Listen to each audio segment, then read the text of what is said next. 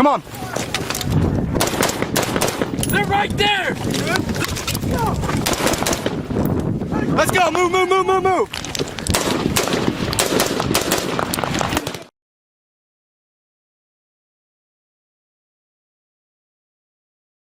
This episode of Choices Not Chances podcast is sponsored by Louisiana Gun Shop, located on Highway 90 West in Broussard, Louisiana, just south of Lafayette. For more information, stay tuned at the end of this episode. This is Choices Not Chances podcast with Ryan and Matt. I'm your co-host, Matthew Charette, and sitting next to me is Ryan Rogers. Hey everybody. Hey, so again, we're down here in Broussard, Louisiana at our sponsor's shop, the Louisiana Gun Shop, and that's going to be Harlan Bobbitt, I'm sorry. Harlan Bobbitt, and like I said, Broussard, Louisiana. He does custom builds, he does ammo, he does suppressor cans and more, any kind of builds that you want. He's got magazines, he's got Cerakote ability, he's got laser engraving ability, and we're going to have Harlan on in a later episode to get into the details, let's say, of everything that he does, what he offers, from the explosives trainings in the oil field to custom builds to concealed carry licensing and things of this nature. So we're down here at the sponsor shop, and we're going to show it off a little bit during this episode, I guess you would say, and just kind of kick it right here from the showroom floor at the Louisiana Gun Shop. So if you see the background, obviously is different than the regular studio, and then you're going to know why. So this is going to be our southern United States recording studio or area for the foreseeable future, and then the regular studio up in Jacksonville, North Carolina will be the northern recording studio, as it were, for right now. So get that out of the way. Today's podcast is going to be on a purpose-driven life, and the thing that we want to talk about especially is veterans departing from service, whether that be on their terms or on somebody else's terms, veterans that are departing from the service that lose that sense of purpose, right? And we can talk about it, and we're going to talk about it in depth and all of the different things that may contribute to the lack of purpose, and then what a lack of purpose actually can do to the psyche, right? And so we'll jump right into it, Matt. The first thing I have coming up is departure from service can happen in many ways, right? So you can be forcibly retired, forcibly separated, and that's not always bad. It could be like, hey, you just can't do this anymore, and depending on your ratings through the VA, you either separation or retire package going in and things like that. You can also, so those are positive forced out situations. Another positive situation is just you want to get out. You want to get out, you want to pursue other dreams, other goals, other things, and that's great, and I support that completely. However, even those guys sometimes will experience a lack of purpose, a serious lack of purpose, as it pertains to getting out and to making that transition. And so many service members will suffer from a lack of purpose, especially during that transition. And for combat guys, it can be exacerbated, let's say. All you ever did was combat, all you ever known was combat, and maybe, let's say, like in my situation, the joy of my life, next to my children and my wife, was leading Marines in combat and letting the Lions do what the Lions do, and watching it and training it and then watching. I mean, there's no feeling like it. I get cold chills talking about it right now. And to go from that and then to come out and say, well, that doesn't transition to the civilian world nicely unless you're going to do some kind of contracting. And a lot of people will say that, and I want to dispel the rumor. You learn so much in a short period of time as a service member, especially as a critical skills operator. Let's say you learn the psychology of human beings very well. You learn fear very well. You learn avoidance very well. You learn compartmentalization very well, because you must. We talked about it in the last episode about compartmentalizing when a friendly service member, a friendly element is hit hard and they lose people, right? And you don't get that goodbye, you don't get any of that. And so you have to compartmentalize your emotions and your feelings and put those in that small little box for later. Later just happens to be opening that box when you get out. I mean, that's the time, or when you start to slow down. I know for me, when we came home from Marja, I went over to be a instructor at the School of Infantry, and that was the longest I had spent stateside since I enlisted, was that billet. And I started coming unwound. And part of that was Marja and the experiences therein, and then part of that was the op tempo slowing way down and boredom and overworked and exhaustion. Not overworked, I wouldn't say, but worked hard, and to the point where training was hard every single day, and that was how I was getting through, let's say. And then you get out, and things are different. You may go from making a geopolitical difference in life and really altering and making changes on a real scale where people's lives are saved and oppression is diverted, let's say, to you get out. Some people play, the stay-at-home dad game or mom game. Some people don't and can't. I know for me, I tried that, and just sitting there, it would fester in my mind and give me all this time to think and overthink things and get lost up in my own head, in my own mind about things. And I was never a suicidal person, never have been. However, the lack of purpose was probably my lowest point. I wasn't helping anybody. I wasn't helping myself. I wasn't helping my people because I was drinking, or I was working till exhaustion, not coming home, because when I would come home, things would, my head would go crazy. And so the transition piece can even be transitioning to a new unit following combat. The more crucial transition piece was definitely, for me, was definitely getting out.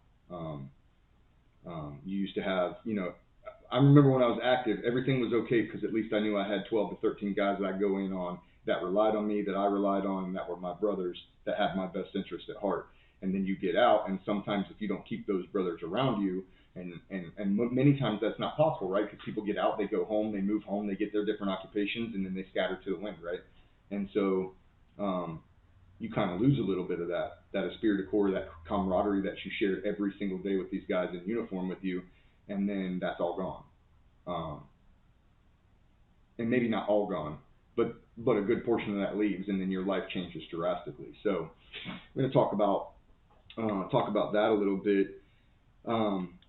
And before we talk about that, I want to make a note that I think that's why I always was trying to pursue, after Marja, I tried to pursue MARSOC before ultimately, ended up getting out. But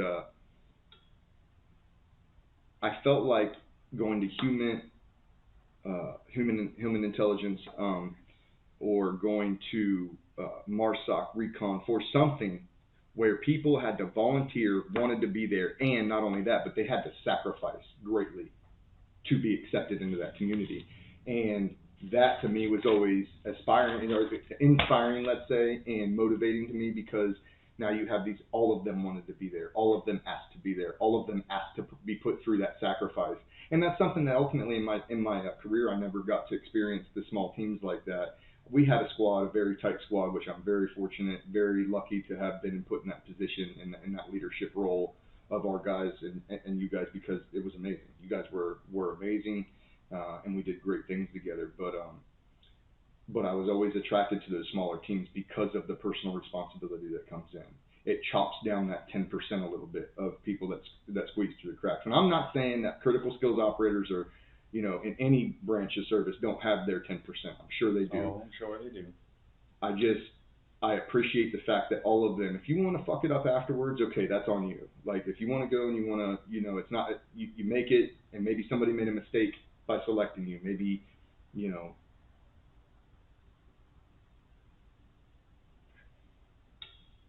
maybe they go out in town and get drunk, but not on the mission.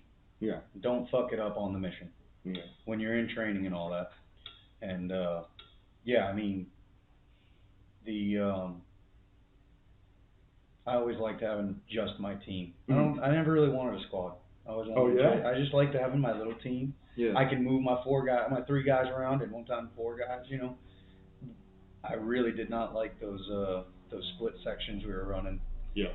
Because then I had to handle the A&A more than my Marines. Absolutely. Well, what's crazy is I hated the split section because I didn't have my whole squad. Right. You And don't so- have that back. You don't have the backup. Well, I mean, you just get used to, like you were used to having your three guys, and you knew exactly how to employ your three guys to the best of your team's ability, and how to make things happen with that. And for me, it was just like I had that comfort level, but with 13. right. You know what I mean? It's like that was my comfort level. That was where I was at. That's where I wanted to be.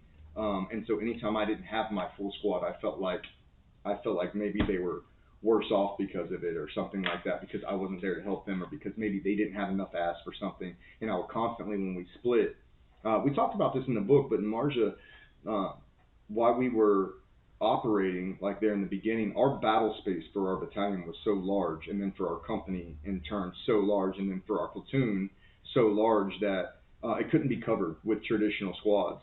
And so instead of having 3 traditional squads of 13 plus A&A, And then we moved ANCOP. and ANCOP, Afghan National Army and Afghan National Civil Order Police. Yeah, pulled that one off. Yeah. Yeah. You hate that, don't you? I can do it too sometimes, but just not that ANCOP. I was like, yeah, they're cops. Whatever. I don't care. Civil Order police officers, what they are. They wear blue. The other ones wear green. They're all carrying assault rifles, quote unquote, assault rifles, and whatever. Yeah. So I mean, yeah, tracking. So anyway, the long story is I felt more comfortable with my squad. You felt more comfortable with the team, and Yeah. and that's great. That's great, because you should feel comfortable with the team. You should be able to say, "This is my team. I'm gonna go out here and anything that happens, this Now, is if my I had team, to and I take the got it." squad, I might have shit my pants for a second, Yeah. especially in that situation. But Comfort levels weren't the same with 13A.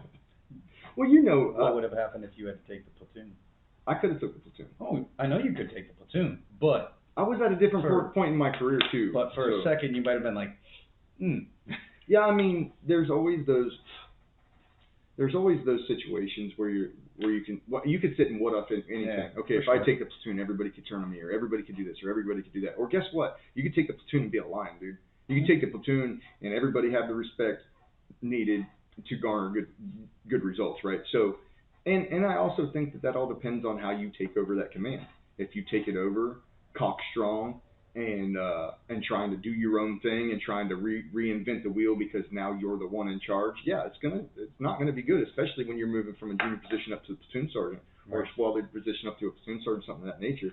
But if you come into it humble, if you come into it courageous and ready and committed and confident in your abilities, you're going to do just fine. You're going to do just fine. And if you're the leader worth his salt, you're going to listen to your men, and you're going to weigh in their options. And you're going to take their options or their opinions, let's say, into consideration. Much like LT did with me and the rest of the squad leaders mitigating the minefield in Marja. He brought us in. Hey, this is what we got. These are 2 shitty situations. And now we need to figure out which one's less shitty. Right. We need to pick the lesser of the 2 evils. Where are you at? Where are you at? Where are you at? And you come into something like that, it goes a long way with the troops. It always has, and it always will. The best leaders are not the ones that come in cock strong and tell you exactly what's going to happen. The best leaders that I ever had came in, weighed the options, boiled it down to, a couple of options, and then brought the leadership or the senior leadership of the platoon in and said, hey, this is what we're looking at, and I want to weigh it out, right? What are you guys thinking? Does anybody have any ideas that have not been brought up of how to mitigate this threat? And that's a life lesson. That's not, don't take that as this is military only, right? Or this is veteran only. No, it's not. Jocko talks about it a lot on the Jocko podcast and in his book with Extreme Ownership with Leif Babin, and they talk about it, and they're exactly right. Go there and make a difference. Get yourself in a position of leverage within your company, within your institution, to say, hey, this is the way things should. This is what I'm seeing. Here's some good ideas, and if you got to polish it up, if you got to shape that shot up a little bit to make it more effective, then that's what you do, and take your time and shape your shot. You do that, your outcome is going to be what you want. You don't do that. Sometimes it can work, and then sometimes it can absolutely backfire. Right. And that's both in the veteran and active duty mindset and in the civilian world. And so, and we've talked a little bit of that with civilian job opportunities, just with the both of, with me and you over the last couple of years. Is let's get ourselves in a position to where they can't say no. Yeah. Let's shape this shop to the point where and a lot of times a good trick is to not trick really, but let's make it their idea. Yeah. Right? Let's go to the boss who didn't think about this, and let's make it his idea and shape that to where it's his idea asking me to do what I want it to do already.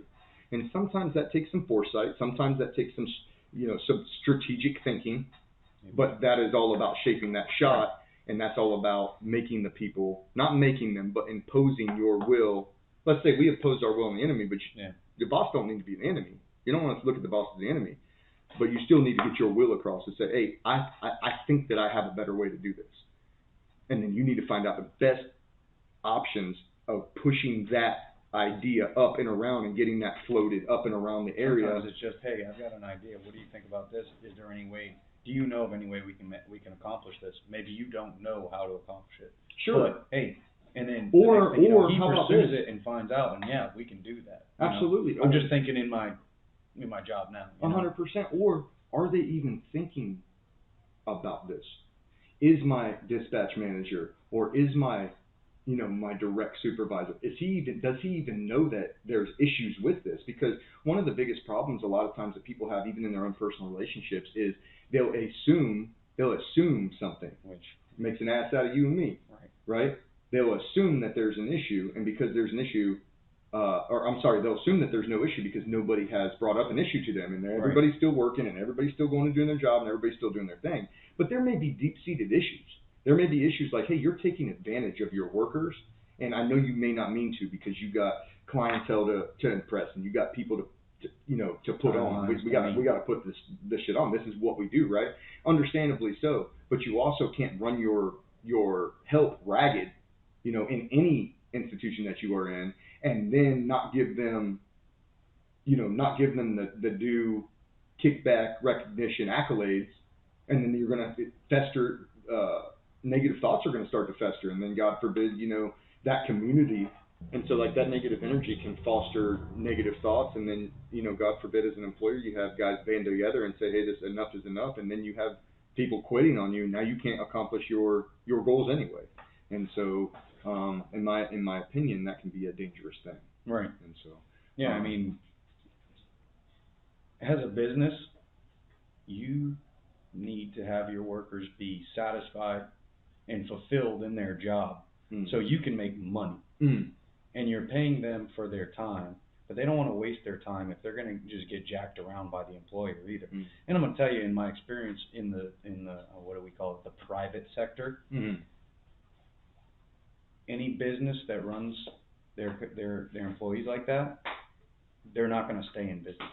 It's called the free market for a reason, because you know what? I love Louisiana because it's a right to work state. I can practice my trade for whoever I want, whenever I want. If I want to quit one company and go work for another one, I can do that. And not only can you do that, but down here, especially in the field that you're in with the mechanics in the oil field, they're headhunting people. Right. Yeah. If you're a good employee, these other companies will come over and say, hey, we got something for you. We got this package for you if you come over here. Dude, 6 months working for the first forklift company I worked for, and just turning wrenches. 6 months, I walk into one of the competitors. The service manager comes out, slides me his business card, and says, hey, whenever you get sick of them, just come to us. I was like, thanks, I'll keep that under my hat. And I was like, that was the first time I had dealt with that. And then you realize, now being in it for 5 years, I realized that it's such a small knit group. Reputation. Their reputation. Everything. Whether good or bad. Right. It doesn't matter. Yeah.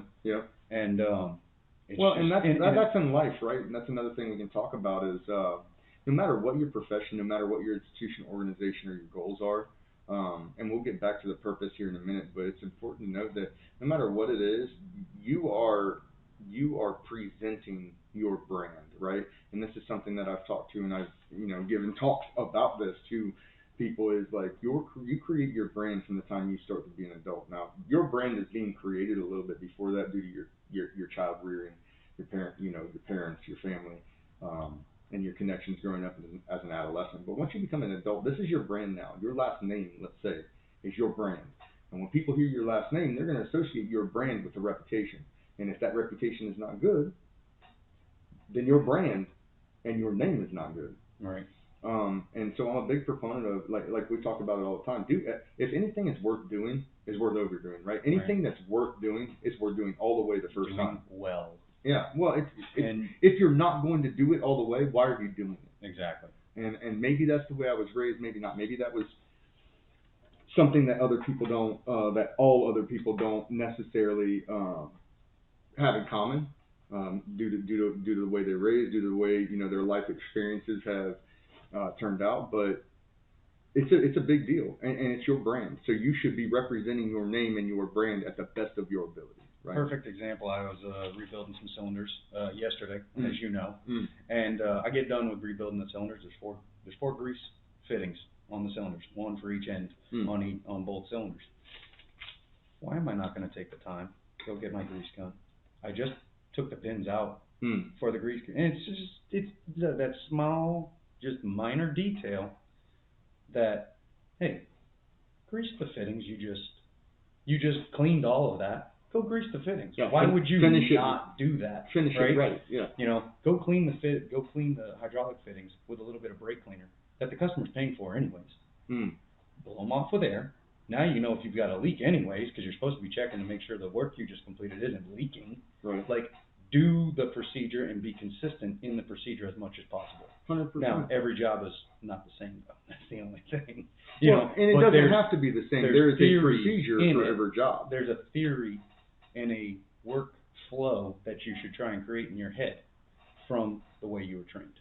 For now, sure. Then you can go back to the way you were trained is the way you're going to do it. So hopefully the guy who trained you well, right? Yeah, and if he didn't, it's incumbent upon yourself to fix yourself because nobody else is going to do it for you. Or listen to someone else who may have more experience to you, which is going to fix your issue, right? Exactly. And if or you don't, maybe you don't have an issue and you had a good trainer. It could be. It could be. In my opinion, though, anything like that, anything worth doing is worth overdoing. Okay, and the follow up to that is do what you have to do the job well. You know what I mean? Like what you said. You might have been trained well. Okay, yeah, so you think you're trained well. Right. But so does the guy that wasn't trained well. So if you're not continuing, that's another good point is everything is a continuation of practice, right? Yeah, completely. But everybody doesn't say that, right? You say you practice law, okay, and you say you practice medicine, okay, but literally every occupation, if you are not practicing to maintain and get better at your job, then I don't know what you are doing. Right. Because you are not the best. So there's always people doing it better, stronger, and faster than you. And if it's not finding new procedures, because sometimes you can only rewrite the procedure so many times. The tools are the same. And I'm just coming from my experience. For sure. But new technologies. Well, you don't have to recreate the wheel. Right. But you can be more efficient at doing the procedure than you were in the past. 100%. And then it goes to the cliche of work smarter, not harder. And that's a fact, because if I can take a little G2, figure out a way to do this 60 seconds or a minute faster, well, it depends on what the field you're in, but let's say you're laying floor, for example. Let's say you're a floor installation man, okay, which I have done. Well, if it takes 30 seconds less of board and I'm laying 4,000 boards in a house, now think about that, add your time up, and then look at the work that you've prevented for yourself, the timeline that you've cut. You're going to cut it a lot if you take that from 13 to 15 seconds by a small trick that somebody that's been in the trade for, 40 years can show you. I know the guy that was kind of mentoring me when I was learning the floors showed me this, he showed me this board, like he called it a Sam board, right? His name was Sam. He's like, that's my board. And I'm like, what are you talking about? So we're just laying floor, and one of his tricks was if you cut the groove off of an LVT board to lay down, or even a hardwood, you cut the groove off of that, and then you line the board exactly up over the existing board on the floor, your next measurement on a full board is going to be exactly what you want. Now, I mean, that may sound confusing, but it's a little small trick to not have to break out a tape measure and mess up the mark or the measurement. You could mess it up for sure. This is exact every time, and you don't need any of that. So you can literally flip it down, draw a line, you have your rip cut. Right.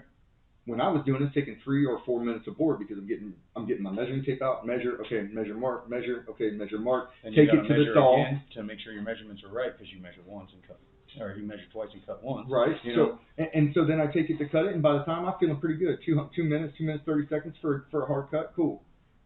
Sam would walk up to me, say, let me show you a sandboard. He's a 45-year-old laborer for his entire life, Right. Which is fine. If that's what you want to do and that's what you're called to, then do that. But he walks up to me, shows me the sandboard, and he So the sandboard, did it say Sam on the board? Yeah. He probably flipped it over and was like, "This is how you do this because you're going to be here for a little while." You know. Yeah. But I'll tell you, the thing about efficiency is great. If you can get faster at efficiency, as long as it doesn't sacrifice Workload. Quality. Well, The efficiency should be quality, right? So if you're It efficient should at be. something, you're efficient at making it quality. But some people see efficiency as faster, not necessarily the quality, in my opinion. I would say that's speed then. They're not going for efficiency, they're going for speed.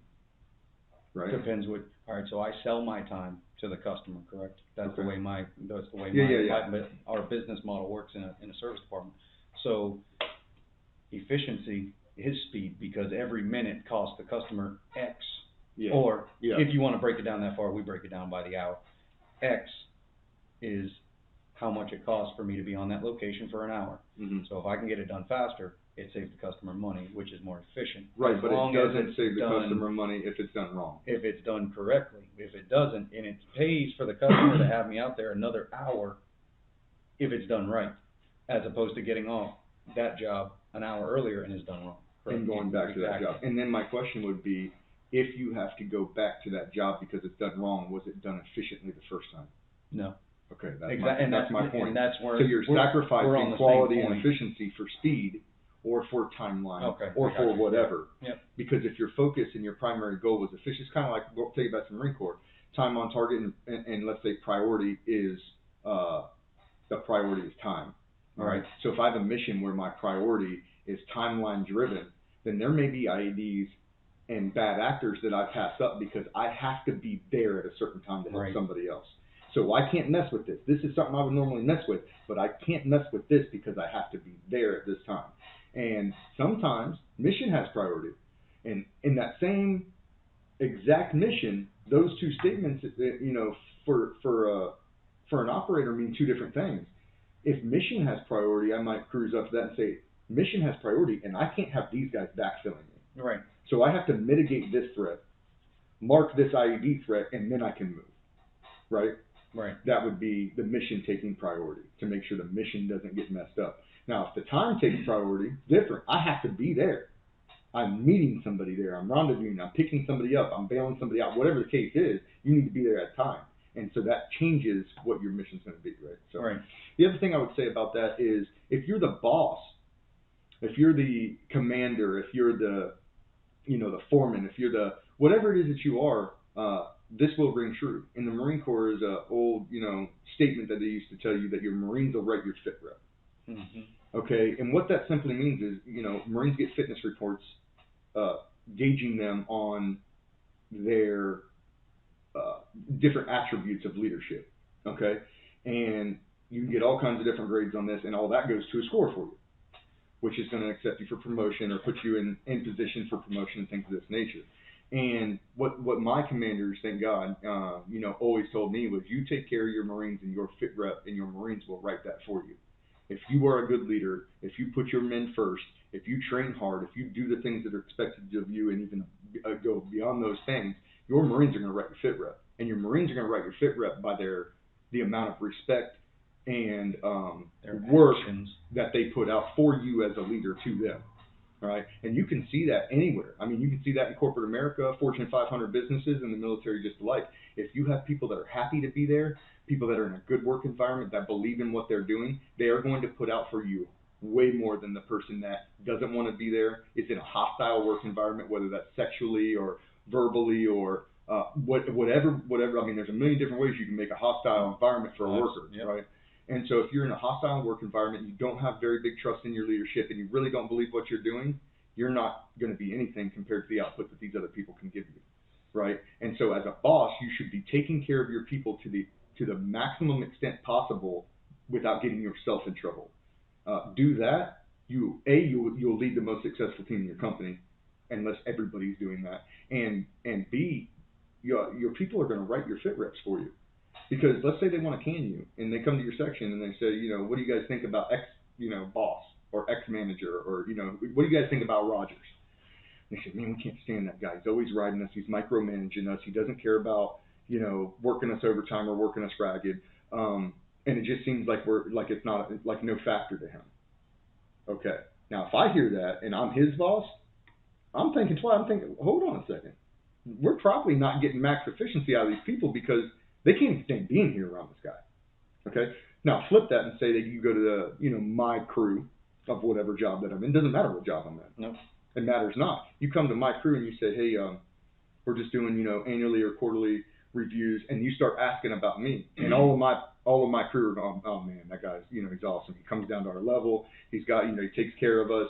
We understand that there's some things he can't do about certain calls and certain shifts or certain instances, let's say, that pop up. But when he can take care of us, we know that he's taking care of us.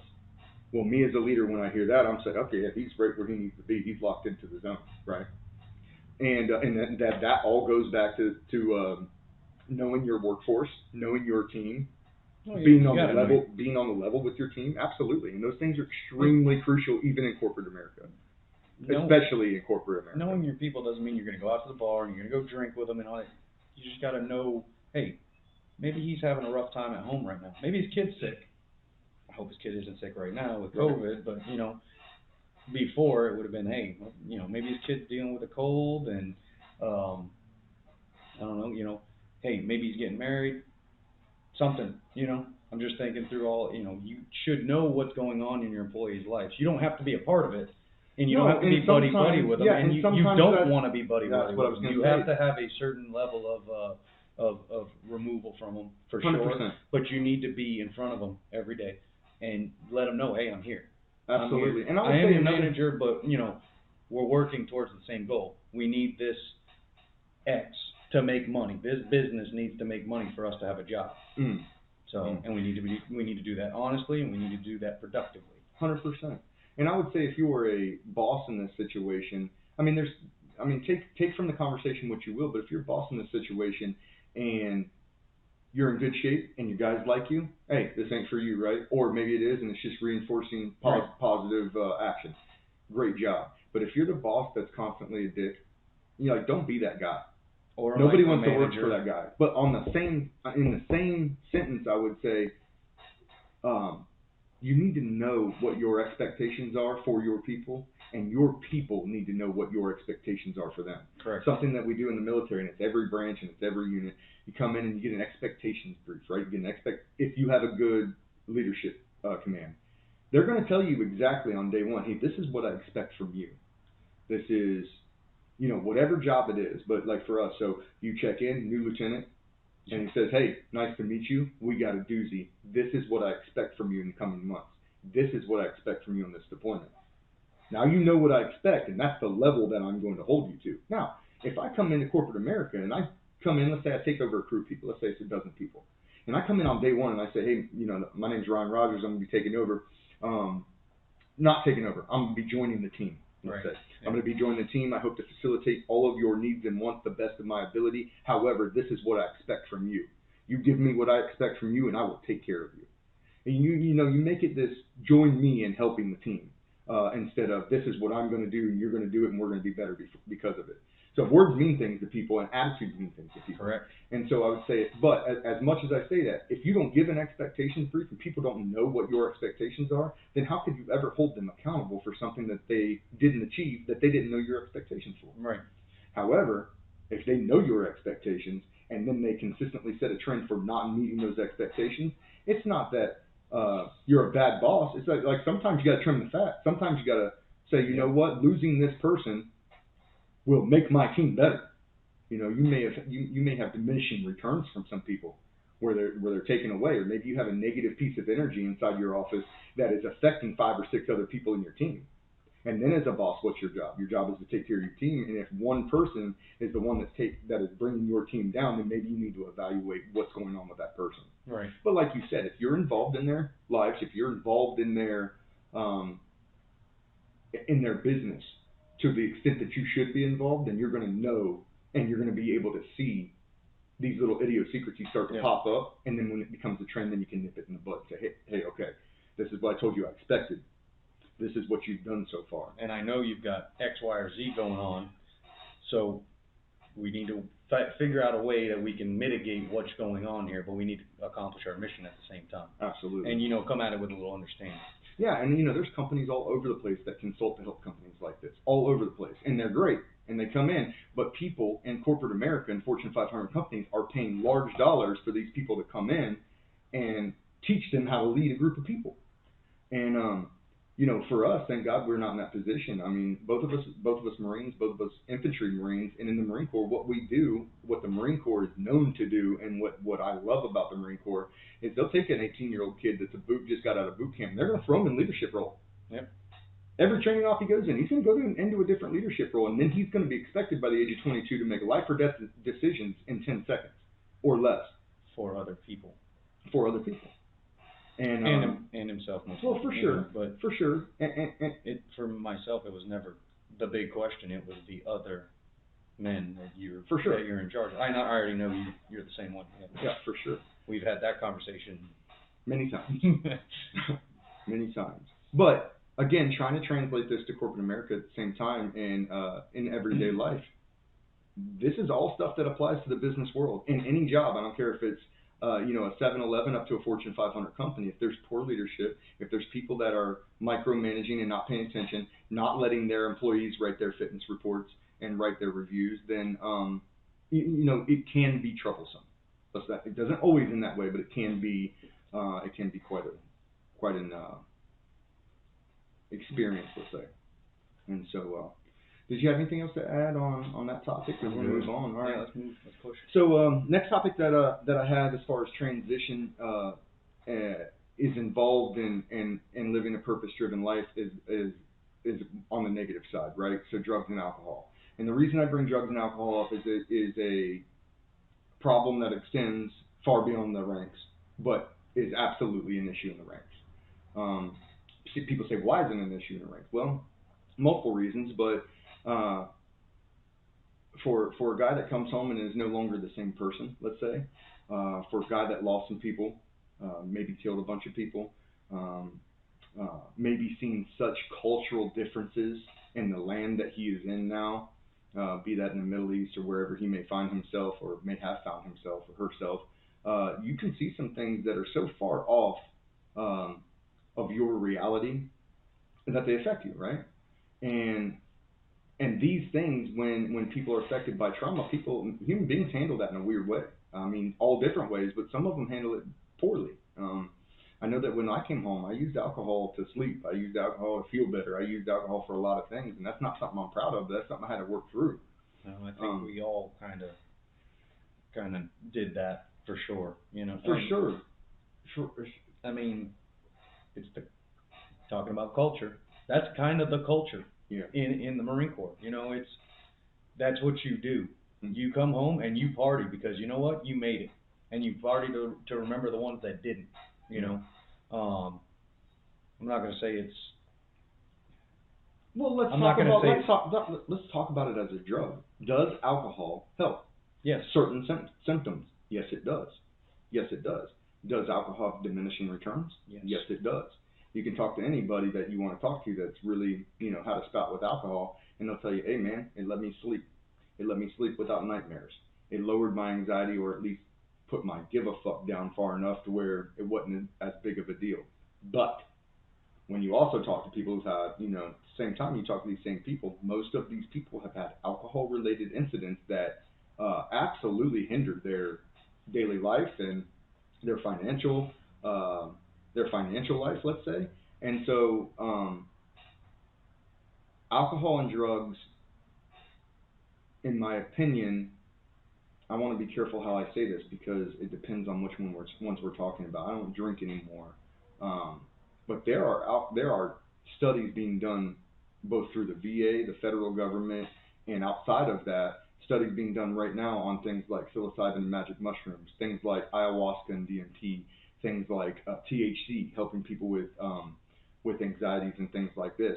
And I want to caution everybody on doing any of that, because you don't want to wind up having a crutch, right? You don't want to wind up having this thing that now you traded this thing out for your alcoholism, and now you're doing a little bit better, but you have this other thing, right? And that's not what I'm preaching. But what I am going to say is there are studies coming out right now that have different experimental drugs that are helping people in those situations, in situations like severe trauma. And you don't have to be a veteran to have experienced severe trauma. It could be as much as an accident on the road, a violent accident that you witnessed. It could be something mortal happening to a family member or a child, God forbid. It could be we're talking to Slim just a little bit ago, and he was talking about to me how he had seen an accident and actually seen from about 60 yards, watched a person burn to death. And that will change you. That is a hard thing to deal with, right? Sure. And I'm not saying get a crutch for it. I'm not saying any of that. But I'm saying if there's a way that we can safely and medically use some of these, let's call them unorthodox means of therapeutics, I don't understand why we don't, especially for service members and people with serious traumas. Because if we can use something safely, scientifically, and medically to get these people help, I'm not sure why we don't do it. Right. And I If know we care about veterans, which every politician, got to help the veterans. And my problem is but we're not gonna explore every avenue that could bring us. I mean, really? I mean, even if it doesn't work, but at least we tried. But here's the problem I have. You have people like dozens at this point of Navy SEALs and Medal of Honor recipient Marine Corporal Dakota Meyer going out of the country to go get therapeutic treatment for anxiety, for nightmares, for the unreal and unorthodox things that they have seen in their life, and say that this stuff is working, but you got to go to Mexico. Right. This stuff works for me, but you can't get it here. And it's like, hold on, you're a Medal of Honor recipient. What is it that we can't do for you? What is it that the United States government will not do for you? Because I don't understand that. Right. You know, and it's working, right? We got people out there that are doing these test trials now and trying to get at least open the jar on that. And that's at least that's comforting, because whatever 2 years ago when Jocko and Dakota talked about this stuff, it's like revolutionized. Like I was like, oh my God, I got to do this. Like if this works for him, he's been most of these guys have been through at least, if not more, in many cases more than what I've been through. So if it worked for them, maybe it has a chance to work for me. And then I got to level with spending the money, the time, the effort, and then the danger to go to South America as who I am and go find some treatment center, you're right? Not so fitting in down there, brother. And that's what I'm saying. This is a stupid problem to have. Oh yeah. This is a stupid problem to have, to say that we can take the top 1% of America's fighting men and send them to another country because politically we really just don't want to mess with that. Politically, we don't want to mess with that because maybe big pharmaceuticals gets angry about it. Well, I was going to say, and billions of dollars stop funding into a campaign trail, and that's where it starts to aggravate me, because now this is done for political money reasons, and you have people that suffered, like Dakota, for this country and gave everything for this country, to include his mind, to include the rest of his life potentially as a normal, thinking American, and now he's got these other things, and you can't do this for him, right? Because you want more money? But we'll give him 70% more pills, or I don't know how many percentage it is, but we'll just keep doping him up on whatever the big pharma's cooking up for him, and let it go, the hide go with the hair. Because then 15 minutes after he's awarded his Medal of Honor, that's old news. We awarded him, and great for us. And now let's go on to the next. Next in line. And I think that's a lot. Of it. Forgotten by them, not by us. You know what I'm saying. I'm just saying. And who is us? Well, me and you, at least.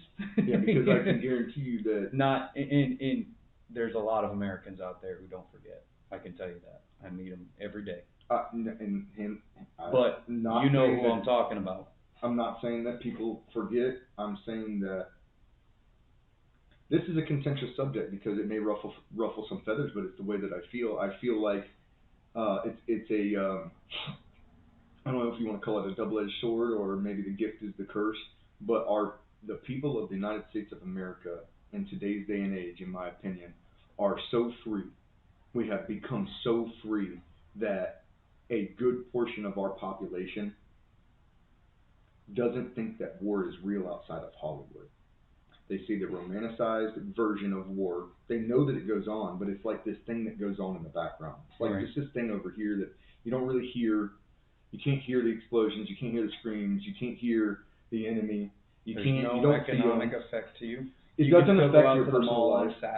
on Saturday morning and go shopping. 100%. Go buy the 52-inch flat screen TV and the DVD player and have cable and drive your big truck or your big car down the road, and it's not going to affect you at all. While there's an 18-year-old kid sitting in a mud hut standing post at 2 o'clock in the fucking morning, and he's wondering where the fuck his next meal's coming from, or if he's going to get smoked in the head with a fucking sniper's round while he's sitting there on that fucking post. Might have got my dander up with that one, brother. Yeah, I mean, but it is just as beautiful to me as it is. I know, yeah. Because I didn't come in for you to tell me thank you. I came in to play war. Exactly. I wanted to go kill people because of 9/11 and the events that happened that day. I wanted to take American resolve over there. So I didn't do this for you to appreciate me. But at the same time, if we forget, or if we put to the side too long what America's sons are doing, sons and daughters of liberty are out there doing for us, then it starts to go over here, right? And here's the problem with it going over here. Now the youngsters are taking leadership positions within our federal government. And those youngsters that haven't been there, that are completely disconnected from war. I mean, you got the Dan Crenshaws and you got some of the guys up there that not. But for the most part, if you look at our government, there's a lot of people that can't relate, don't know, don't understand, and don't care. And to an extent, don't care because it's a political game for money and votes. Okay. And power. But they don't care, and some of it is that with the politicians because they actually wage the wars, right? But for the everyday citizen, it's just so far in the background. It's over here. The problem is when over here starts doing bad shit, you don't know that they're doing bad stuff until too late. And you were never really emotionally involved. You weren't politically invested into it. You weren't really watching it. And all of a sudden it's at your doorstep, and now it's got so much momentum and so much steam that it's going to do what it wants to do to you. And my fear is that we're in this area now where you know, strong men make for easy times. Just the whole strong men make for easy times make for easy men make for hard times, right? And I think we're at the back end of that. I think that it's been made so easy over the last couple of generations for Americans that we really haven't suffered much. Okay, and when you don't suffer much, you're going to start looking for things that make you angry because that's people, right? That's human nature. Now, what could be better, or what could, and that's where you have, you know, Campbell University students, and you have, I don't know, really any university student these days is getting a heavy dose of liberalism throughout the ranks at classes in college. Right. And you end up with leadership that is now going to lead the country that's so far disconnected from the warfighter that they don't understand it. And these are the people now voting on the budget. Voting on everything. But the budget's what brings bullets and armament and helicopters and fuel. And if we don't have money, we take it back to pre-Marja days where we're running through the damn quad training doing butter, jam, or die motherfucker die with a saw because they don't have the rounds to facilitate live training. Yep. And our go-to slogan is train like you fight. It's like we don't train like we fight. They don't give us the money to train like we fight. Nope. And then they expect, though, instantly to be a 911 force when something goes wrong. They'll be right there, funding you and ready to go then.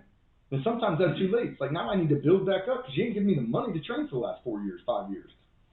But somehow it's still been done. No, I'm not saying that we're always going to make it happen.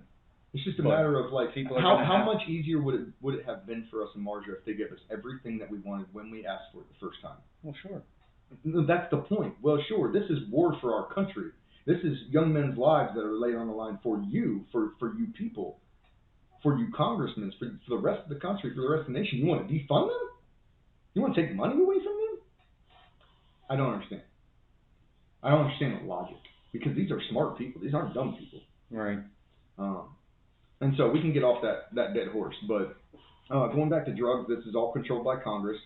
Went down the rabbit hole a little bit Yeah, on that one. little tangent, but it's all good. This stuff is controlled by Congress, straight up. The funding for it, big pharmaceuticals lobbies millions of dollars a year to keep certain therapeutics, let's call them, under wraps and under the out of the limelight, let's say, so that people don't know about them. They don't want them legalized. I mean, you see what's happening with the THC being legalized across the country. You know, states are taking in millions and millions and millions of dollars worth of tax money and fixing things up, and schools are getting better and things of that nature. And at the same time, is it really causing a lot of grief? And people, some say yes, some say no, and there are studies to show both numbers. Anymore, there's a study out there that's been peer reviewed that'll tell you one thing, and then you can find 6 more studies that tell you the exact antithesis of that. Right. So, anyway, let's get on to some more therapeutics, and now I'm going to do some positive therapeutics. These therapeutics that I field tested and approved. Let's call it that. Therapeutics such as group counseling. A lot of guys don't want to do group counseling. They feel like they're going in there with a bunch of other guys that they don't know, and they don't want to put themselves out there, let's say. But here's 2 things I've learned from group counseling that have absolutely changed my life. One, it's good to know that you're not the only one feeling the way you're feeling. It's good to hear other people talking like, oh, all right, that's not, because then it's like, okay, this is a tough dude. This is a hard dude. And he's still feeling kind of the same way I feel. So it makes you, it's less emasculating, let's say. In the Marine Corps, you are alpha dog from beginning to end. And you show any beta, you show any weakness, and it's dogs on me. They're coming after, and they don't care. They don't care. Oh, what, you're going to cry? You're going to be butthurt? Okay, I don't care. I'll follow you there. You're going to be hard. And it will continue. Yeah. And you know, I wonder if that in the modern Marine Corps, I mean, when did you get out? 15? 14? Or am I completely wrong? No, you're not. Okay. The last day in 2014. Okay, so 2014, I got out in 11. Mm-hmm. And we've been out. We've been out for a little while. Mm. And I know you do talk to other veterans who may still be in some aspect and all that. I wonder how that is nowadays with the social culture. And I mean, it was already changing when we were in, with certain hazing policies and other things like that. Look, man, like we've talked about this offline many times. There's always going to be the grunts and the Marines and the soldiers and the airmen and the guys that were from before, and they're always going to say that the new ranks are weaker and that the new ranks aren't as good and they don't listen and they're disrespectful. But well, it's cliche, so does that make it true? Usually, but we haven't lost a war yet. We haven't even come close. At least with Marines and engagements, it's not even close. Yeah, it's never been close. It's never been close. Have we lost people? We've lost people. But there's a reason we don't salute like this. Right. That's not happening here. And with the American exceptionalist attitude, especially the nationalistic pride and the spirit of corps and camaraderie that you find with warfighters, it's not even an option in your head to lose. It's not something that can happen. It's not there. Right. Yeah, you could get a couple of us, but bet your ass all of them are getting back. If you take me, that's like that night with JT in the Frago mission. Right. I thought we were going to die that night, and I told him, hey, if they hit me, I want that being a parking. I want everything over their glass. Right. Here's the mission. Already wrote it up. Just say fire. Right. And in my mind, it's like that frees me up, because you know what it means? It means I'm gonna go over here and I'm gonna do some stuff. I'm gonna go find you. But if you get me, just on the off chance that you get me, hell hath no fury, boy. It's gonna be raining on you. Yep. It's gonna be raining. It's gonna be hot. And it's gonna be metal. And it's gonna be raining on you. Point blank. Period. And so that's why I say in the back of your head, you're like, that's fine. Yeah, you got me. I mean, you didn't get all of us. You can't get all of us. You won't get all of us. And that's the attitude you have to have, especially in war. But if you have that attitude out in corporate America, it's gonna be beneficial to you. That can-do attitude CDMF, right? If you're, message to Garcia, whatever cliche Don't care what I slogan gotta you want do, to it's put on getting it. done. Absolutely, that's a message to Garcia is something that the Marines have to read usually very early in their career. I think I read it as Lance Corporal, and to boil it down, the skinny of it is young, junior guy is sent into an extraordinary situation where he said, hey, you need to take this message to this person. He, by himself, traversing a country that he's not from, to find somebody that he doesn't know where they are. And so that's why we read that book as young Marines. Your command wants you to know, hey, at the end of the day, this is the end state.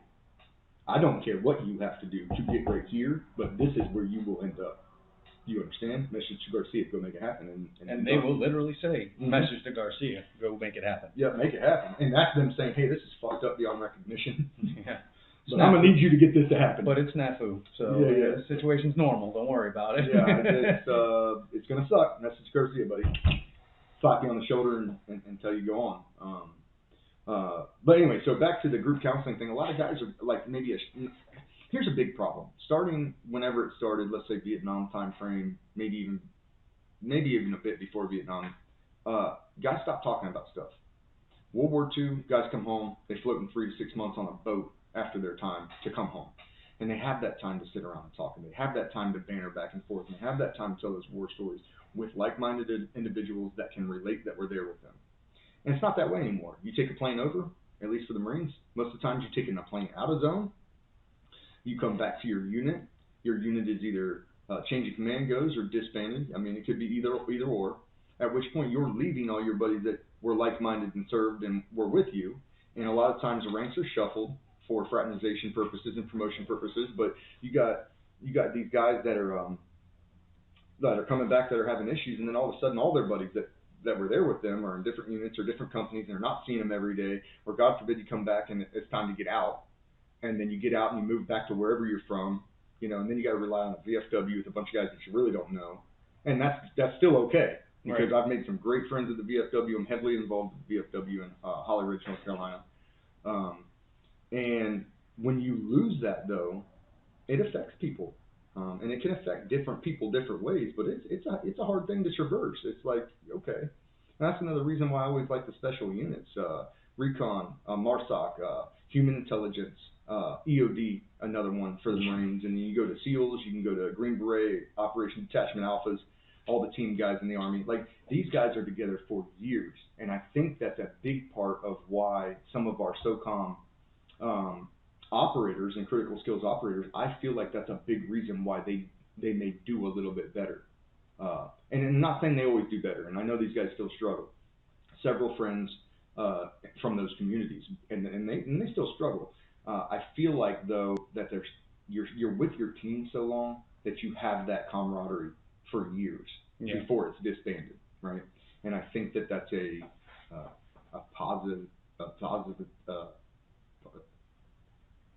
Positive part of the smaller team. Yeah. And so that was group therapy, huh? Yeah. And see, I've never even dabbled. Minus maybe talking to you or and that's, Joe Wright. And that's the next thing I was going to bring up is this individual counseling.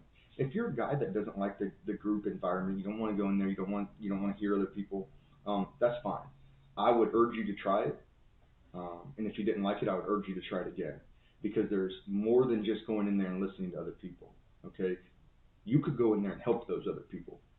You could go in there and talk about how you handled situations, and this is what I do. I go to groups every Tuesday and talk. And at first it was I was learning, and now I feel like I've transitioned more into for some of the younger guys. And by younger guys, I don't mean younger than me. I mean younger in counseling than me. I got Vietnam guys in there that are just now coming to counseling, right? And but if you can go in there, there's a couple of things. Usually groups are 10 to 15 people, and if you can see 10 to 15 different ways that people handle situations, well, that's better than knowing your one way that you handle a situation, right? That gives you 15 different things to either emulate or stay the hell away from, right? Right. Okay.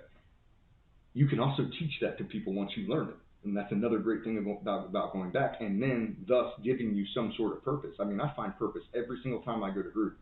if I can help one person or say one thing that's going to make life better for one of those guys, even if I never find out about it, it's worth it, right? And so the next thing is individual counseling, and for me, what I was going to bring up is that can be with a professional, or it can be with a friend. It can be somebody that you stay in contact with from your trauma time, and say somebody that understands you, somebody close, a confidant, let's say, me and you, you, E-Man, different people that we've stayed in contact with that were there with us that we can just at least check on, like, hey, how you doing?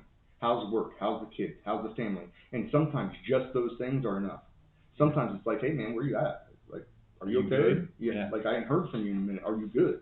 Yeah. And if you're not if me good, and you go 3 days without talking, at this point, like, hey, bro, you good? I haven't heard from you in a yeah. little bit, you know? Yeah. Let's say Minnie, for example. Yeah, he's Minnie. good. He's doing a good job. He's living life. But if I go too long without hearing from him, Yep. I'm calling him up. Hey, what are you doing, killer? What's the job looking like? How's the money doing? How's the baby doing? Where you at personally? How's your head doing? Yep. Grimes, another great example. A lot of things I didn't know Grimes struggled as hard as he did, and that's a failure on my part for not reaching out and understanding that. But yeah, I mean that individual counseling can be with a professional. It can be with a friend, but it's necessary, in my opinion, to advance your mindset from where it's at. Right. Let's put it that way. Next, I have on here medication. All right, so medication, just like the unorthodox treatments and therapies, they can work. Personally, I don't like taking pills. I don't like taking that stuff. I feel like it does something to me. And for every one pill I take, there's 3 side effects, and I got to take more pills for those side effects. And I know getting out of the Marine Corps, they had me on so much medication. There's no way it was good for me. There was no way the amount of medication I was taking was good for my body. And then drinking. And if you're drinking, then drinking, because you're not supposed to drink on any of that. And so in medication, again, that would be orthodox medication, but I look at alcohol as an unorthodox medication, a self-medication that you're going through. Yeah. And so that can fall into that category as well. Some other things that I've tried are, maybe they could be considered unorthodox, maybe not, but they're starting to catch on. One of them is sensory deprivation pods or chambers. Have you been in one of these eggs yet? No. Okay, so they have them down by us at Sneads Ferry, and it actually is a Navy SEAL sister that her brother was up at Damneck, Virginia, where the SEALs are or whatever, and they had one of these things. He told his sister, like, and his sister was in like the medical field, counseling field kind of thing, trying to help people out, things like that. And sure enough, she goes to Damneck, she gets in this pod, and it's like revolutionized the whole industry. Fucking okay, brand new thing. Hey, this is for real. So she moves in. She comes down to Sneads Ferry, North Carolina, out the back gate of Camp Lejeune, with all these Marines, these combat guys, and she does great deals. If you're in the local area right now, it's Carolina Med Spa in Sneads Ferry, and basically you're gonna go in this area, and it's this huge egg, egg-shaped pool. It's got like 20 inches of water in it, but it's loaded down with salt, and so your body is completely buoyant without having to be buoyant, almost to exactly 50%. So you don't know, and the water is set to your temperature, right? So like 90-something degrees. So you don't know where the water ends and where your body starts out of the water. You don't have to try to float. You can black it completely out and cancel all sound. You're in your own little room. Nobody comes in it. And you're in there for an hour. And the first time I did it, I'd heard about it from one of my buddies. He said, man, you got to try this. It's kind of different, but you need to try it. And I've been doing it ever since then. Like every once in a while, maybe quarterly. A lot of guys will do it weekly. But quarterly, I'll go in, I'll float in that egg, and you can go somewhere else in my brain and work my stuff out. And it's also good for the back. It's good for the joints and muscles. It's not like zero gravity, but it's real close. It's real close feeling. Like the buoyancy counteracts the gravitational pull. And I don't know exactly how the science works, but I know I felt my back pop in so many different ways. I felt that lactic acid release, and you could hear it in the water, just top, top, top, top, top, top, all the way down, right? And so sensory deprivation pods, or you can get them at the Carolina Med Spa, and I'm sure they're in all kinds of different places. So look it up, Google it, and give it a try. If you don't like it, okay, cool. I've tried tons of therapeutics that I didn't like. Gave them a shot though, because what if they did work? So Maybe next time I come to North Carolina, I might have to bring me over there so I can try that. I don't even know why. It just sounds cool to do. Oh, for sure. It's a different thing. And if nothing else, you get to meditate for an hour. I do my meditation while staring out a windshield. Right. Yeah. And look, that's a pretty good way to meditate, believe it or not. As long as you still pay attention to the road, but like you can clear your head on a drive. Trust me, I've done it on a long ride. So. What you got next on that there list? Okay, next I have higher education. Okay? Let me explain. When I got out, I was purposeless. I went from making what I was saying is, I got out, I was struggling.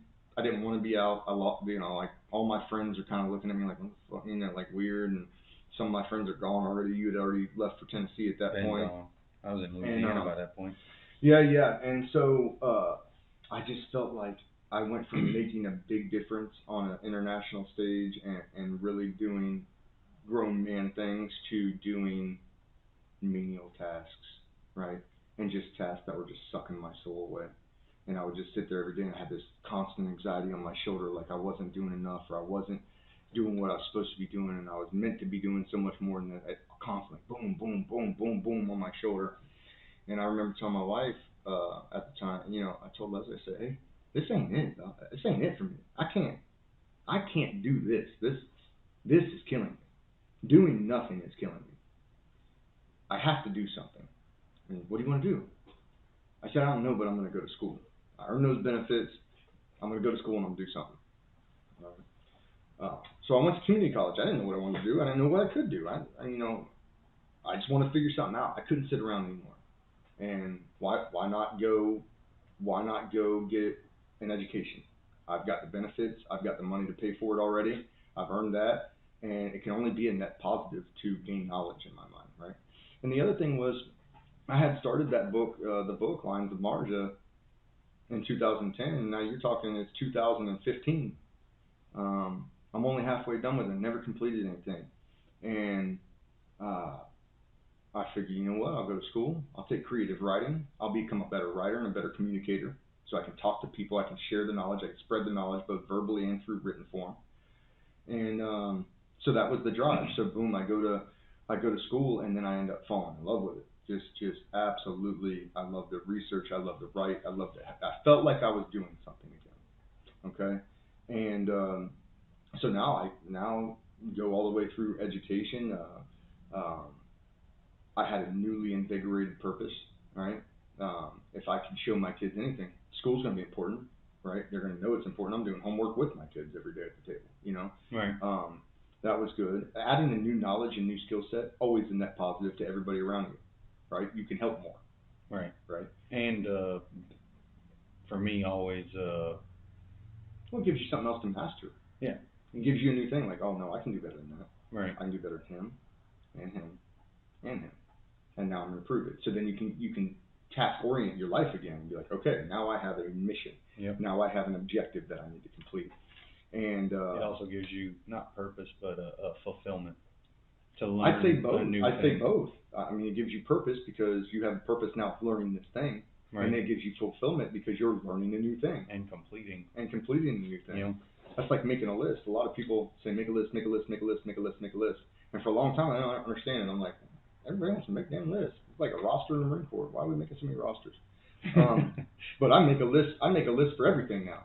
I mean, absolutely everything. I make a list because I feel good checking it off. Yep, did that one. Yep, did that one. Even if it's a small menial task, make your bed in the morning. Jordan Peterson talked about get up and make your bed, clean your room before you go out and start trying to clean up the world's room. If you can't even clean your room and make your bed, how do you expect to go out there? And that's his whole premise, right? You got the personal responsibility, have it, own it, and get through with your day. Love that about him. We've already talked about some unorthodox treatment, so I guess we'll go ahead and move to the close. Kind of a down and dirty episode, kind of just really a bullshit session, if you will, about first, with each other, not about the book, really. Yeah, off the book. But these are the big things that we want to touch on because, in my opinion, the lack of purpose within a former service member's life can be catastrophic. It can be detrimental, and a lot of times what happens is guys get wounded. or they'll get mixed up in their head, and they will let those moments define the rest of their life.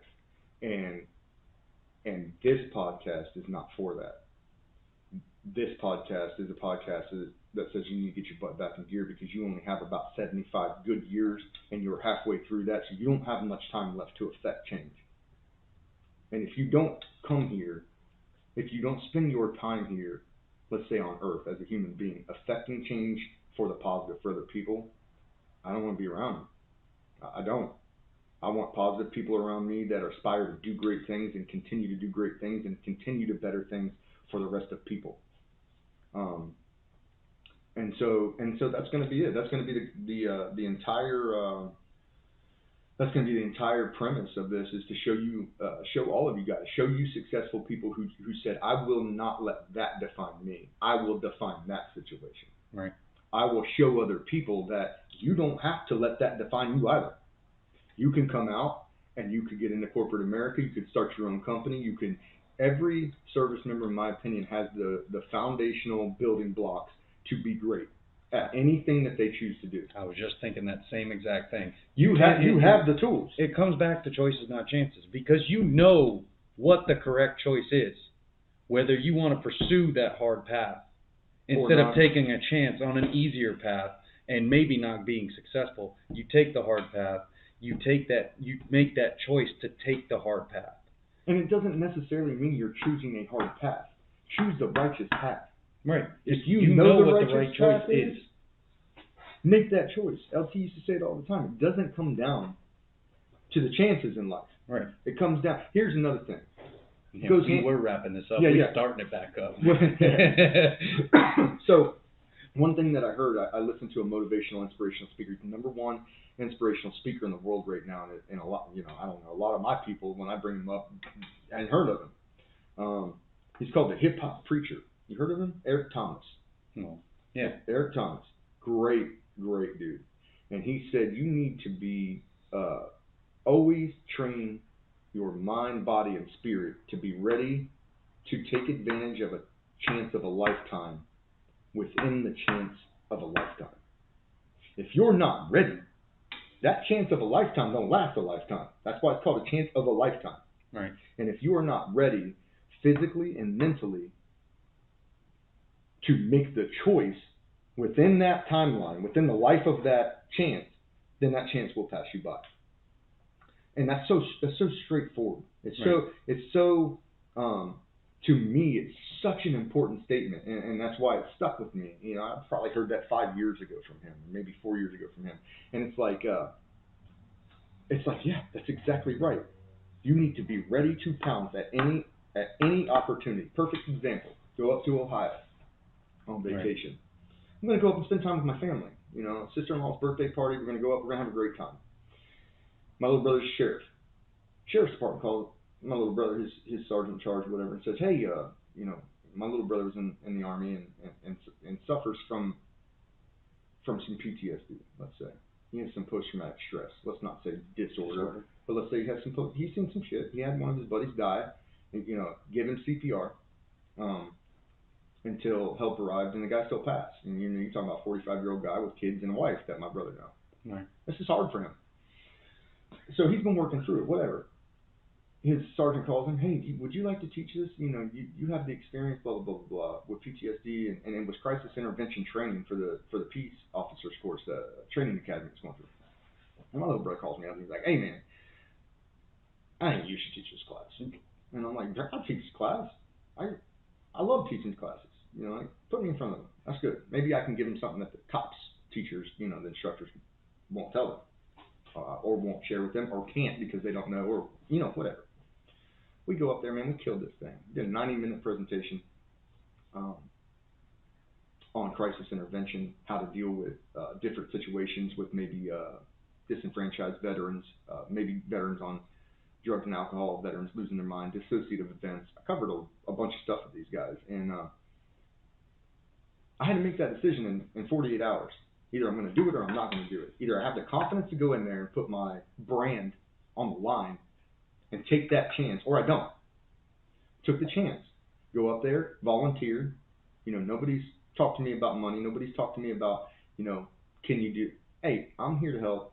My brother wants me to do this for him. I'm doing it. Right. It's wrap. That's it. We go up there and we kill it. We crush it. We knock it out of the park. We get job offerings afterwards. I was ready to seize that moment in the lifetime of that moment and jumped on it. And I didn't know how it was going to go. Look, man, we built a PowerPoint in 48 hours, and then crack-apped it with each other at my brother's house. Like, man, how do you think it's going to go? How you feeling? He's like, I'm feeling good. How you feeling? I don't know, I'm feeling good, but I don't know how they'll feel.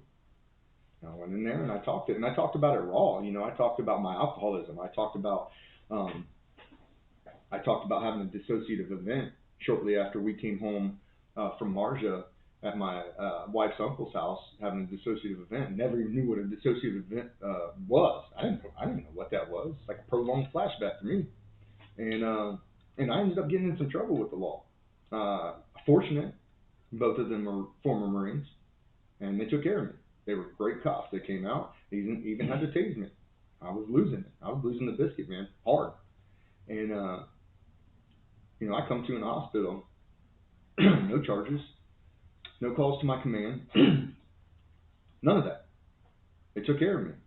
They realized I was having an emergency. They realized I was not myself. They realized I was out, not experiencing reality at the time. They brought me back to reality via voltage, and then they took care of me. And I'm forever grateful. And I told the police up at the academy, I said, hey, in a day and age where you are disrespected and run up the flagpole constantly, be gracious, be courteous, but be prepared to handle your business. I say gracious and courteous because there's a lot of disenfranchisement right now towards the federal government, towards police, towards a lot of things, especially authority-driven. Right. And if you could just be nice until it's not time to be nice, like there's certain situations you can't be nice in. But I can promise you this, if you have a veteran out there that's experienced a dissociative event or something of that nature, and you have a cop come up on the scene, police officer come up on the scene, and start wearing a badge like a crown, you're going to exacerbate that situation. You are not going to de-escalate it with somebody who's maybe off sorts. And that doesn't mean they're a veteran. That can mean they're just losing their mind for a minute. I mean, everybody has issues. Everybody has trauma. Life is tough, right? Life is struggle. Let's say that. And be nice. You gotta stop being nice. And nobody's nice anymore. Some people are nice, but by and large, everybody's looking to get. It seems like most people are looking to get something. They're looking to sue somebody. They're looking to get something. They're looking to get some exposure. They're looking to get some of the stuff instead of saying, "Hey, if we all just came together and were nice, we wouldn't have a lot of these problems. We wouldn't have a lot of this drama. We would be more efficient in our workforce. Things would become easier for us, right?" And so I gave that talk, opportunity of a lifetime inside the lifetime of the opportunity. Boom, there it is. And we succeeded, and we went up there and we did good things. And that's just one example of how to take that to corporate America. I'm not anything special.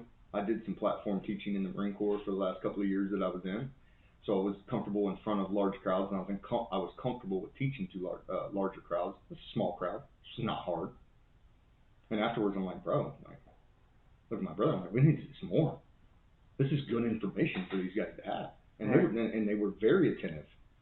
And I had them in the class right after chow. Nobody fell asleep. Solid. That's an accomplishment. Yeah, maybe it's different in the police world than the Marine world. They should have gave you a plaque. I think that's why they offered me a job. They're like, listen, we haven't had a guy come in here and keep these assholes awake for 90 minutes in several classes. But, well, you know me, I taught it like a Marine. I got up there, I got loud, I used inflection, and if they'd fall asleep, I'd throw a water bottle at them. Told them that in the beginning. Nobody fell asleep. Knowledge was retained, and learning has occurred. Learning has occurred, yeah. So, anyway, guys, we're going to wrap this up, but just, it was a brief talk, a short little talk about different therapeutics, different things that we can use instead of SSRIs and barbiturates to achieve success. One more thing, Matt, let me throw in there. All right. If you're having issues mental issues of any kind, you need to work out. Yeah. You need to eat correctly, and you need to work out. Give that 3 months. Start a workout regimen. Start eating good portions, healthy. Watch your salt, watch your sugars. Drink water to flush your system. Do that for 3 months and have a routine that you do for workout and eating, and then email me at the end of 90 days and tell me that didn't improve your social or mental and your mental life situation. 100%, man. A lot of things come down to confidence, but and workload and things of that nature. But you need sleep, you need proper food, and you need a proper workout regimen to maintain, in my opinion, a solid stage of mental health. For sure. It all ties into each other. 100%. So, all right, eat right. Think about therapeutics. Talk to somebody. If it's not a professional, then it's not a professional. I don't care. Email me. I'll give you my personal number. If you're in a time of need, you call me, and we'll talk about it. And I'm dead serious about that. Then my email's on the podcast. You can see and we both get all the links down there, and those go to two guys that are more than willing to pick up a call if it means you not making a bad choice. That is going to... Or a choice you can't take back. Yeah, a choice you can't take back, and a negative choice that you can't take back. Call somebody. If you don't want to call me, I mean, I'm a stranger. I'm impartial. Call me, and I'll give you the skinny. I'll tell you what I think. I'll tell you if you're right, wrong, and different, and how I would fix it, personally, and how I know other people have fixed these things, depending on what your issue is. But if you take anything away from this, work out, eat healthy, talk to somebody. I would prefer you talk to a professional. But if you're uncomfortable talking to a professional, call a friend. Call somebody that's at the trauma site with you. Call a parent if you got a good support structure in your family. Make the phone call. And a lot of times what I tell people is you don't know what that phone call is going to do for your friend. Yep. Your friend could be hanging on by a thread, and you're hanging on by a thread. You make the phone call to a friend to help, get help from the friend, and you may very well be giving purpose to that friend. And so make the phone calls. Do your research. Do your research on your medications. If it's not the right medication for you, you are in charge of your mental health. Don't take a medication that's not right for you. If you read the warning label and it doesn't seem like it's right for you, talk to your doctor. This is your life, your body that this stuff's going into, not his or hers. Okay? And that'll be the biggest things. And be nice. Be nice. Don't look for drama in your life. Look to help reduce it from yours and other people's lives. And, you know what I try and do? When I'm on the road, I try and let one person go in a day. Just, hey, we're stuck in traffic. Yeah, you can get in. Mm-hmm. Try and take a morning to one person when you're in the gas station or you're in the restaurant or you're getting your morning coffee. One total stranger. Hey, good morning. Have a good day. Mm-hmm. 100%. I would argue that don't do it one time. Do it every time. To every single person that you come in contact with, because you never know when that single mother that just dropped her kids off at school and she's you run into her in the Walmart. Maybe she's falling apart in her life, and maybe hey man, how you doing? Let me get that door for you. Yep. That's not you, and I don't care what anybody says. That's not chauvinistic. That's not anything other than proper common courtesy.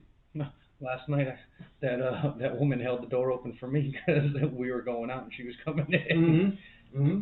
And there's nothing wrong with that. That's her being a nice person. Right. That's her showing a positive example to her two kids that were with her. Hey, we're going to hold the door for these gentlemen. They're coming out. And it's the same for us. Hey, we're going to hold the door for these people. We're going to say hello to these people. Maybe you buy somebody in Starbucks coffee for them behind you or wherever you're at. And you show these random acts of kindness. I promise you get that in spades back. Your blessings will be poured onto you, and you'll feel them. And I don't mean feel them, but you'll feel them in your soul that you're doing good things. And something that, again, we've talked about, me and you offline in the past, is the pleasure that comes from helping somebody is far supersedes the hate that you could manifest from drama. Yeah. From taking something that is a small issue and turning it into a big issue, maybe because your timeline's running late. Maybe you're late to work and you're in some traffic, but now you want to ride everybody and you want to act with some road rage and stuff like that. That doesn't get you anywhere. How about hit the brakes? Say, you know what? You don't have control of everything on the planet. You have control of you. And you don't have control of I get there. You know what? And maybe And I'll get there safe, alive, and without a citation. And without incident, right? Yep. And maybe what you can do is write down the notes and say, maybe I need to leave a little earlier, and then I wouldn't be so damn rushed. Maybe I need to get up a little earlier, eat breakfast a little earlier, get on the road 20 minutes earlier, and then I can expect to be slowed down, and it's still not a big problem. Yep. So there's different ways that you can help yourself instead of just automatically checking into the everybody's against me and I don't care, right? Because that we have enough of that. We need more caring. We need more help. We need more people being nice to each other, in my opinion. So anyway, I think that's for real what we're going to wrap up now, guys. I know we've hit several subjects, but this is a podcast where I don't care what we're talking about. If something comes up that we think will be helpful on either myself or Matt, we're going to keep pushing. And anyway, we appreciate you guys. We ask that you will hit your likes on whatever platform you're using to listen to our podcast. Subscribe to the YouTube page. If you're listening to this on Spotify, I urge you to go to YouTube, subscribe to the channel anyway, and you know, once in a while give it a shot. If you're not somebody that watches on YouTube, go ahead and listen on YouTube. You can put it on the screen while you're cleaning your house. Who knows? You know, whatever you're doing, you get some downtime. It is. I say this because I'm a podcast fanatic. I love them. I listen to them on the road. I listen to them on Spotify. But I also at home in my downtime and when I'm doing my research and I'm doing school when I'm working, I'll throw them on the TV right there and I'll listen to them and get into it. And a lot of times I find myself more into the podcast than I am into the study or research. You're supposed to be doing, 100%. Because I'm like, I'm taking something from this. This is good gouge coming out. And so we appreciate y'all support. We appreciate you going and subscribing to our channel on YouTube and on Spotify and all the other podcast outlets that we're affiliated with and platforms that we're affiliated with. These things help us. The likes, the shares, the comments, the subscriptions to the channel. All these things help us algorithmically with being viewed more. Like the more subscribers we have, the more they're going to pump it out, the more people are going to get this information. So if nothing else, if you took something from this, please head over to YouTube at some point, sign in, and go ahead and give us a subscribe.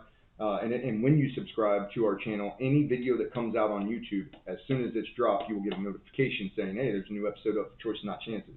Right.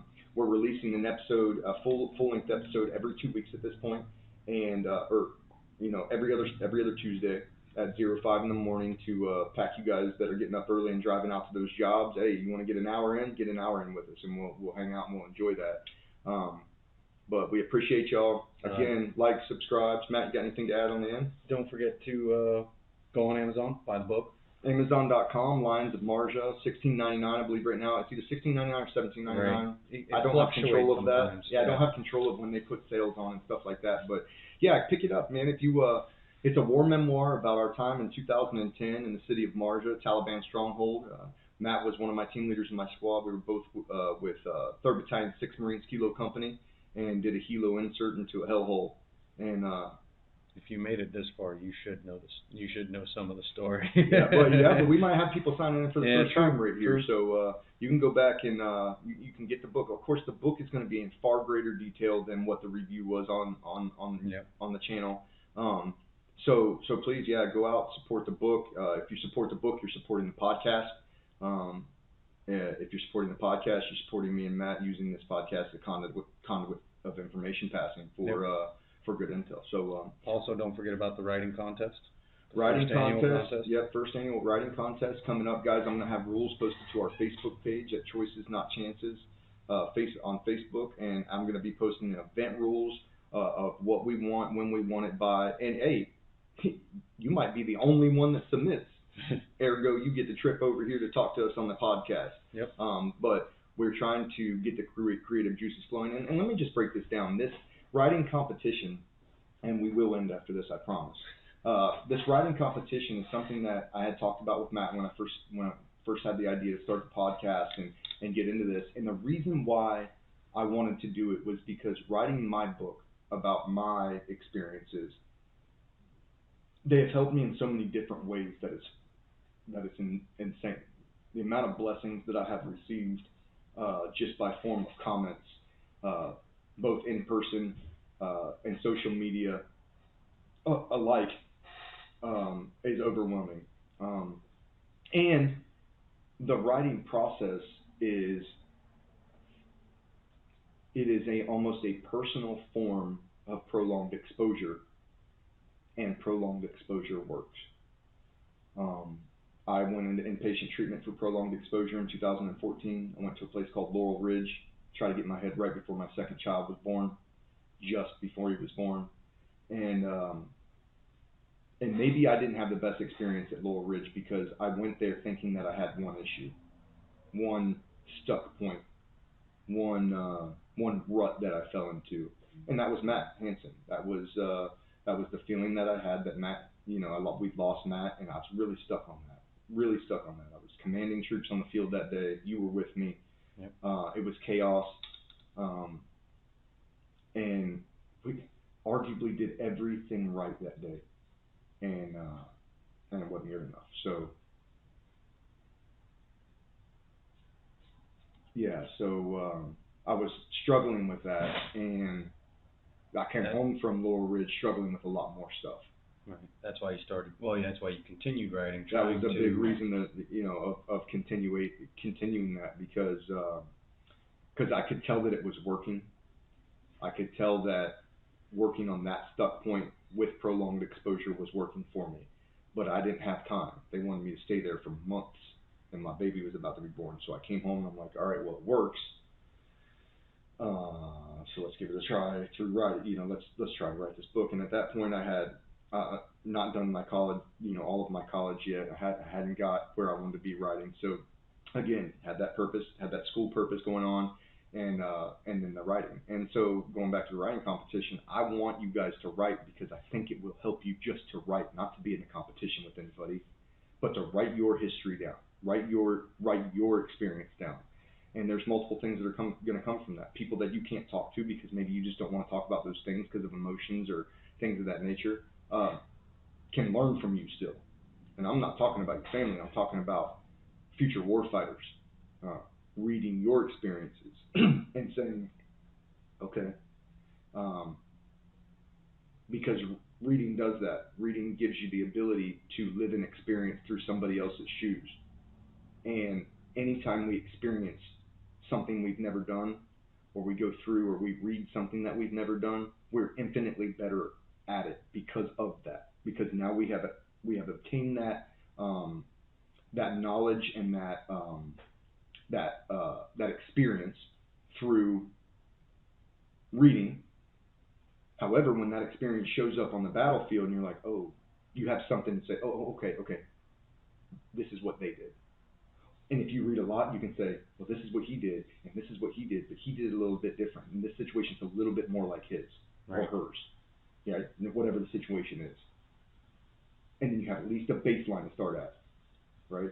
Marja, for example, I had never been first troops on deck on any of my deployments. This is my fifth, sixth deployment, whatever it was. I'd never been first boots on deck. We always came into a cop. I always had radios set up already. We always had rotation set up already when we got there.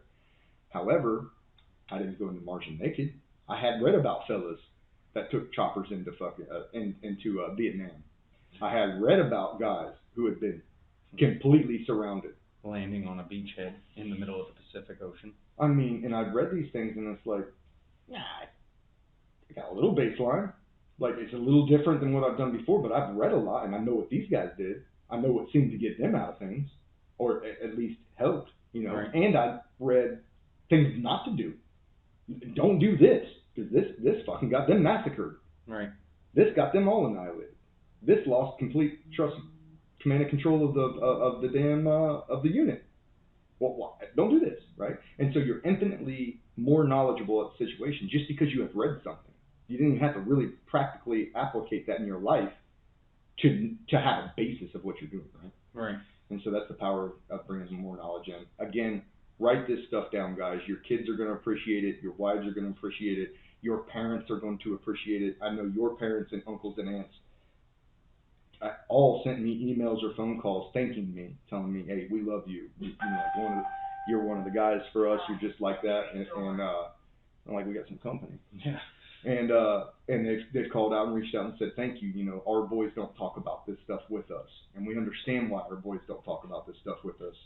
But thank you for giving us a look at what our sons went through and things like that. And that's, those are the kind of blessings that I'm talking about. But, all right, guys, we're going to go ahead and wrap it. We're going to slap the table on this one. I think we've strung you on long enough now. But, again, we appreciate your time, and we'll see you in the next episode of Choices Not Chances. We appreciate y'all. Thank you.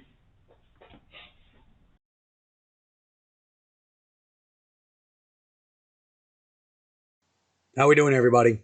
This is the co-host of Choices Not Chances podcast, Matthew Charette. This episode of the podcast is sponsored by Louisiana Gun Shop. The folks at Louisiana Gun Shop have been a longtime supplier of firearms and shooting supplies and services, as well as very good friends of mine. In episode 7 of the podcast, we interviewed the owner and founder, Harlan Boblet. At Louisiana Gun Shop, the sky is the limit when it comes to getting the firearms and accessories you want for your current or future firearms. They have a nice selection of handguns, rifles, and shotguns in stock, or can order just about any firearm you could want or need. They specialize in concealed carry handguns and custom AR-15 builds. In addition to firearms, they also carry ammo, suppressors, optics, and a wide variety of gun parts for the upgrade and maintenance of your firearm. If you want to get further in the upgrade side of things, they provide customization services such as Cerakote, laser engraving, and Kydex holsters. Louisiana Gun Shop is located on Highway 90 West in Broussard, Louisiana, just south of Lafayette. It used to be Louisiana Gun Shop did not have an online presence, but now I am happy to announce that their website is up and ready for business for online sales to all 50 states at louisianagunshop.com/pages/CNC. Louisiana Gun Shop also offers Louisiana residents concealed carry classes for a very reasonable price. Harlan's experience in the concealed carry space when it comes to the laws and the do's and the don'ts is pivotal in attaining your Louisiana concealed carry license. As well as the firearm market, Harlan also conducts explosives training for Louisiana blasters licenses for oil field and special effects workers in Louisiana. Workers in these fields from out of state also need to have this training in order to complete work in Louisiana. So whether you need a firearm, upgrade your old firearm, targets and ammo for a range day, or you just like to talk to people who support the Second Amendment, Louisiana Gun Shop is your place, either in person or online. Remember, they are located on Highway 90 West in Broussard, Louisiana, just south of Lafayette, or online at louisianagunshop.com/pages/CNC. Check the episode description for the link. You can also follow them on Instagram and Facebook at Louisiana Gun Shop. A special thanks to Harlan and Jenny at Louisiana Gun Shop for sponsoring the show. Please support them so they can support us and keep the podcast free for all. Thanks, have a great day, Semper Fi, and God bless America.